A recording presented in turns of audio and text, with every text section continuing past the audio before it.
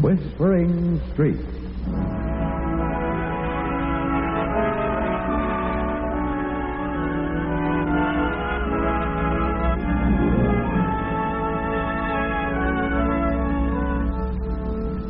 And here is Hope Winslow. Hello.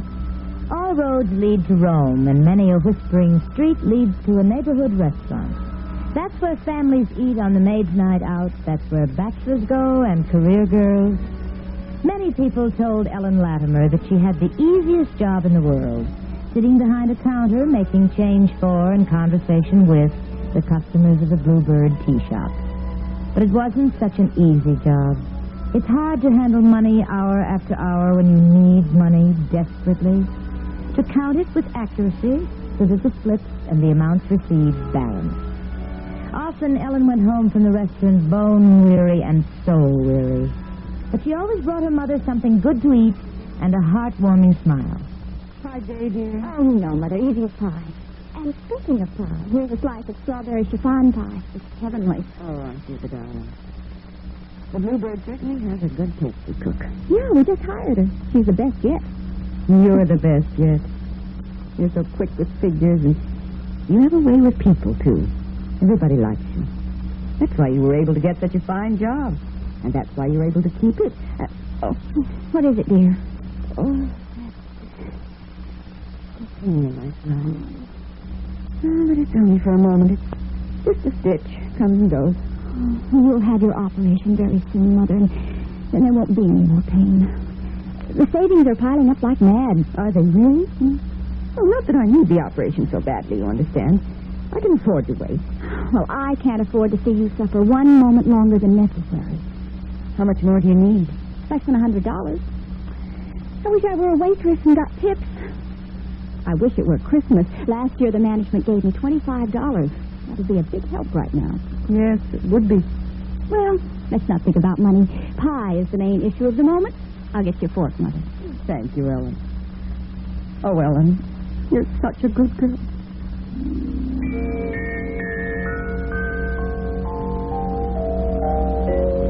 Ellen tried to smile at her mother, and she almost succeeded as she went to get the pie fork.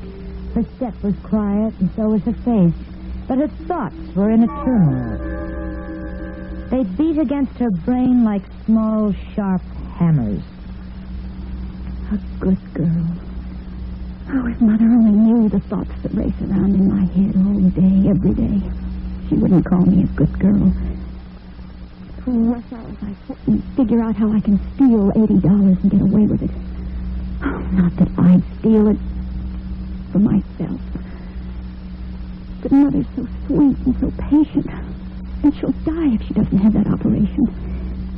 And when I took the job, they gave me a big talk about borrowing and lending. Oh, dear, what'll I do? I've got it. The fork, dear? No, the solution. I'll go to the bank and borrow the money. I'll go tomorrow morning. But then you'll be in debt, dear. Oh, it won't take me long to pay off such a small debt. There's a man who comes into the plea room, Mother. He's an awfully nice man, and we always have a little chat. His name's Roger Hamlin, and he's one of the executives in that bank on the corner of Clinton and Essex Street. Well, I'll take time off when they're cleaning up after the breakfast trade. But we've never borrowed before, dear. There's always a first time, Mother. I don't get that money soon. You aren't talking as distinctly as usual this evening, Ellen. I didn't hear that at all. I was saying there's always a first time, Mother, for everything.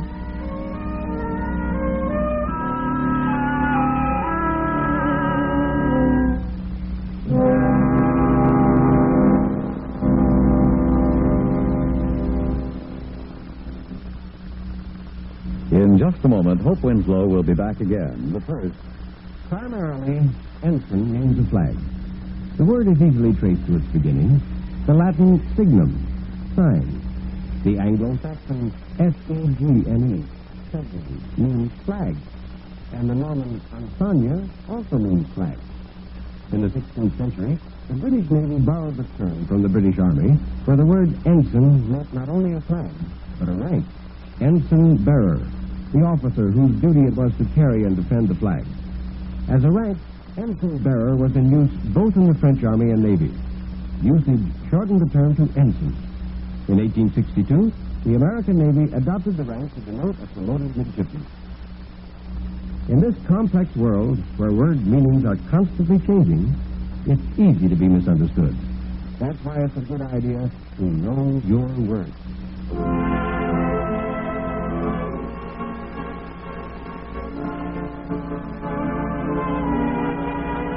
And now, back to our story with Hope Winslow. Ellen presented herself at the bank next morning, somewhere between 10 and 11 o'clock. There were deep circles under her eyes. Her mother had spent a bad night. She was more worried than usual. She asked if she might see Mr. Roger Hamlin. He was taken to a small glass-enclosed office, and the man who was one of the Bluebird's steady customers rose from behind the desk and extended a cordial hand. Well, Miss Latimer, good to see you. Thank you. I presume you're here on business, and I know you're pressed for time. I just have a few minutes, really, so I'll come directly to the point. Mr. Hamlin, could I possibly borrow some money from the bank? How much do you need? $100. It's this way, Mr. Hamlin. My mother's an invalid, and she needs an operation desperately. The doctor is willing to wait forever for his money, but there are certain things that must be paid. The anesthetic and blood transfusions and a bed in the ward. I've been saving religiously for over a year, Mr. Hamlin. I have a little over $200. When I have $300, it'll be enough. Well, there shouldn't be any problem. If you'll fill out these papers giving certain facts about yourself. Your salary, the name of your employer. The name of my employer? Oh, no. No, I couldn't do that. Why not? Oh, no, because it's against the policy of the tea shop for its employees to borrow money. But I'm sure they'd understand in a case like Oh, that. no, I couldn't take the risk. Well, thanks for seeing me, Mr. Hamlin. I wish I could do something. I like you so much, Miss Latimer. I've always thought that you were one of the most attractive young women in town. And you have a fine personality for your job. A fine personality won't put my mother in the hospital. But maybe something will turn up. Just maybe something will. I'm glad you're taking an optimistic attitude, Miss Latimer.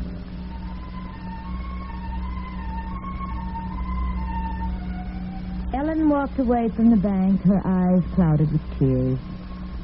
She reached the Bluebird just as the luncheon trade was about to come in, and as bills and silvers slipped through her fingers, she counted mechanically. When the luncheon rush was over, she hurried home to fix her mother a bite of early dinner and to change into a less tailored dress. You certainly are on the go every minute of the day. I don't know how you do it, Ellen. A mere twist of the wrist, darling. I'm almost afraid to ask, but was that man at the bank willing to help? I'm sorry he couldn't do a thing. He wanted to, dreadfully, but there were certain rules. Oh, but keep your chin up, honey. It won't be long now. There are lots of things I can go without. Just name me 7 of them, or even one of them. Oh, Ellen, I'm such a burden to you. Maybe it'd be better if I were dead. At least we have enough insurance to cover my funeral. Don't you ever say a thing like that again, Mother. I couldn't live without you. You mean everything to me. I know you're being completely honest, Ellen. I never was a better daughter on this earth, but you know, I've been getting so depressed.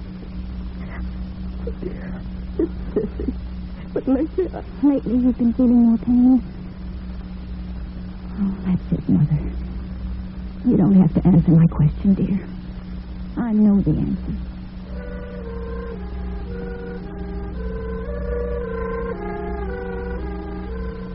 Yes, people said you have such an easy job, Miss Latimer. Such an easy job. Money, money, money sliding across the counter. There were more $10 bills and $20 bills than Ellen had ever seen that night. Her conversation as customers paid and left was interspersed with hopeless prayers. And when a slim man in a black suit and a clerical collar waited for his change... Did you enjoy your dinner, Padre? Very much, Miss Latimer, but there was something missing. Oh? Oh, I'm sorry. I'll speak to the manager. No, it doesn't concern the food. Your smile's missing, and it's one of the children's big assets. Thank you. Is something wrong? My mother's ill, sir, and I'm worried to death. I keep praying for a miracle, but The day of miracles isn't past, Miss Latimer. Always remember that. And I'll join my prayers with yours.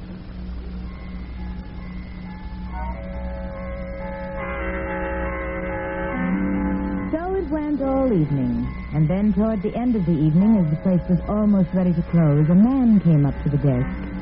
He was a stranger to Ellen. The Bluebird didn't have many transients. He slid his check and the bill across to her. $2.80 out of 10, please. Sir? You're a stranger in town? I'm here for a few days, staying at the mansion house. But the food there is atrocious. I hope you liked our food. It was splendid. Real home cooking.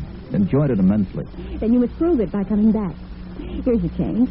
5 and 2 is 7 and 20 cents. 7.20, right? Right. Good evening, miss. Good evening, sir. And do come again.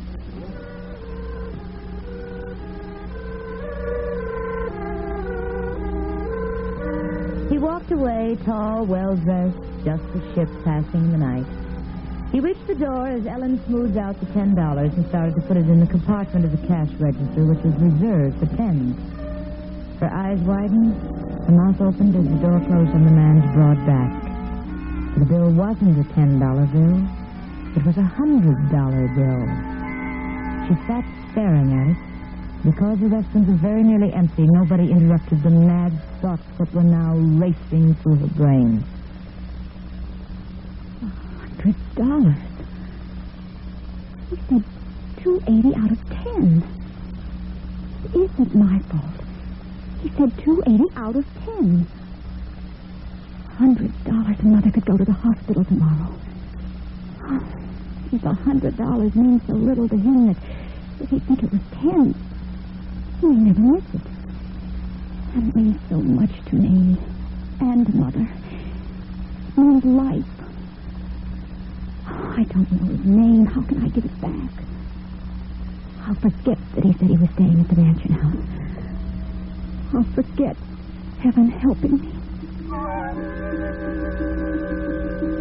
Under cover of the shielding counter, Ellen opened her purse.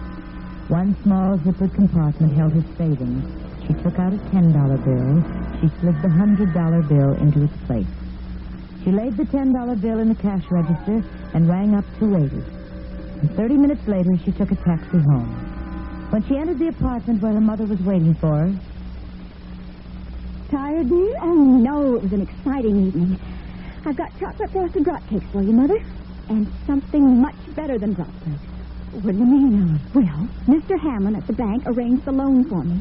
You can pack your suitcase tonight, and I'll take you to the hospital first thing in the morning. Oh, you're going to be well, Mother. You're going to be well. What do you know about that? What do I know about it? Why, I can't believe it. Helen, dear, are you telling me the truth? Well, have I ever lied to you, Mother? Oh, not yet you haven't, but... There's something you must explain, Ellen. If you got the loan, why didn't you say something about it this afternoon? Why didn't I say something about it? For the simple reason, Mother, that I wasn't sure I'd get it this afternoon. But you went to the bank this morning early before you went to work. Well, what is this, darling? A cross-examination? Something of the sort. Ellen, why didn't you tell me earlier? Well, Mr. Hamlin came to the tea room for dinner. He said he found a loophole, that the bank would give me a loan after all. And he brought the money with him. Well, then why didn't you call me? Well, the place was jammed. I was busy every minute. I couldn't take time out from the cashier's cage. Please stop asking questions, Mother. I've had a very trying day, and I'm nervous. Well, that's the truth anyway. You are nervous for a fact. Ellen, you're my daughter, and I can read you like a book. You aren't telling the truth, dear. I am telling the truth, and I'll prove it. Just wait until I open the back compartment in my purse. Oh, darn zippers anyway. They always stick. There now, Mother. What's this? Is it a $100 bill or isn't it? It's a $100 bill, all right. But you didn't get it from the bank.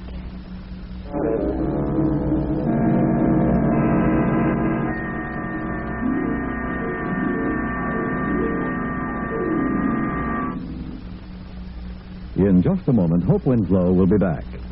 Gold is considered more precious than silver. And because it is, we find it hard to understand why silver takes precedence over gold in the military insignia of rank in the United States. At one time, except for the silver stars of generals worn on epaulets of gold.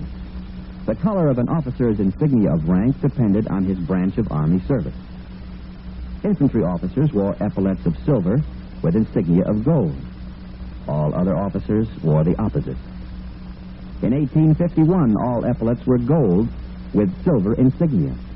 But majors and second lieutenants had no insignia at all, except for a difference in size of the epaulet fringe.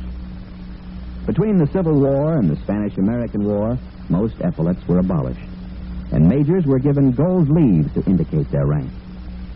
But the poor second lieutenant had to wait for his gold bar until, and believe this or not, 1917. Regardless of the date of establishment, all military insignia have been a source of pride for members of the armed forces of the United States of America.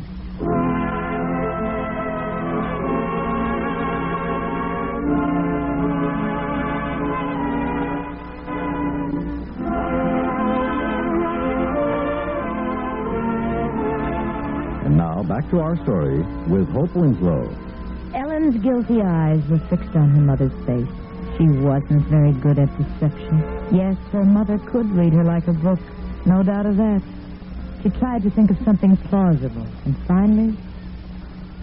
Well, as a matter of fact, you're right. I made up the story about Mr. Hamlin. Made it up out of whole cloth. I was afraid you wouldn't take the money if you knew it was given to me by a stranger. A stranger? There's a woman who comes into the tea room. I was very depressed, and I told her the whole story. And she loaned me $200 without interest. Ellen, I don't believe you. Where did you really get the money? Mother, you've never been so difficult before. I'm telling you the truth. Now, eat your drop cakes, and would you like some tea or a glass of milk to go with them? I don't want any drop cakes, and I don't want any tea, and I don't want a glass of milk. You've never told a lie in your life, Ellen. That's why I'm so sure. For the last time, where did you get that money? Darling, you can't meet my eyes. Your face is a confession. A man gave me a bill. And he said, would I give him the change for $2.80 out of 10? He said 10, Mother. Well, he was out of the shop before I realized that he'd given me a $100 bill instead of a $10 bill. He was a stranger. That part's true. You must get it back to him somehow. You must find out where he lives. Well, he's only here for a few days. He's staying at the mansion house. You can take it back to him at once. It'll save your life, Mother. And you'll be haunted for the rest of your life. I don't want my life bought at such a price, Ellen. Take it back, dear. I don't dare face the man now. You said that this Mr. Hamlin was mine. Do you know where he lives? Well, he mentioned once that he lived in the Ellsworth apartments.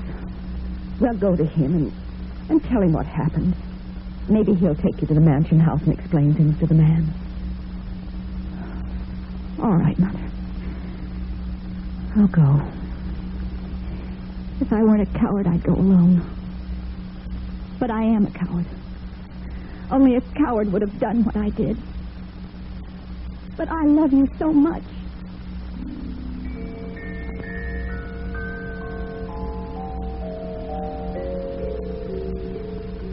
Ellen Latimer walked all the way to the big apartment house in which Roger Hamlin lived.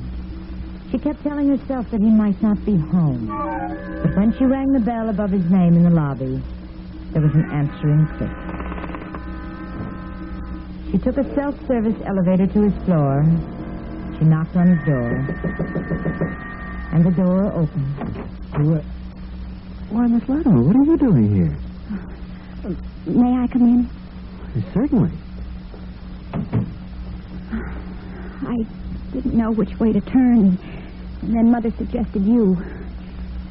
If Mrs. Hamlin wouldn't object, will you do me a favor? It'll mean going out, and it's late. There isn't any Mrs. Hamlin. There never has been, except my mother, and she died 10 years ago. What is the favor, Miss Latimer? So Ellen told her story, and Roger Hamlin sat listening with great attention. When Ellen had finished, he smiled. Of course, I'll go to the mansion house with you, and I'll explain to this careless rich man that you didn't realize the mistake until you were counting cash. Don't worry, I'll be very tactful and very convincing. And as for the $100, I have a bill that'll match his in my wallet. I was planning to have breakfast at the Bluebird and give it to you when there was a lull. But the papers to be signed. I can't have the money unless I give my employer his reference. Oh, yes, you can. This is a personal loan from me. Oh, but I can't accept a loan from you. A stranger? Not a stranger. A friend. And one who would like to be a good friend. When you came into the bank today and asked for a loan, I was close to loving you. And now I've erased the word close. Ellen, please say that you'll accept the money. And me along with it.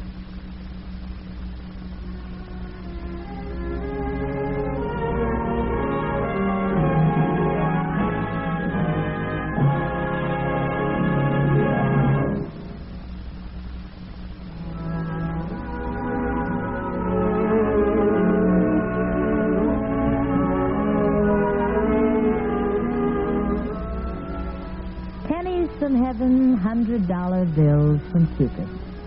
Well, that's the way things happen sometimes. So you must never be afraid to pray for your miracle. It may be waiting across the street or just around the corner. When Ellen was making change for a slim man who wore black and a collar that was turned backwards, whom she addressed as Padre, he told her that he missed her smile and asked what was wrong, and told her after she'd explained her problem that the day of miracles wasn't past. And now here is Hope Winslow to tell you more about the Padre.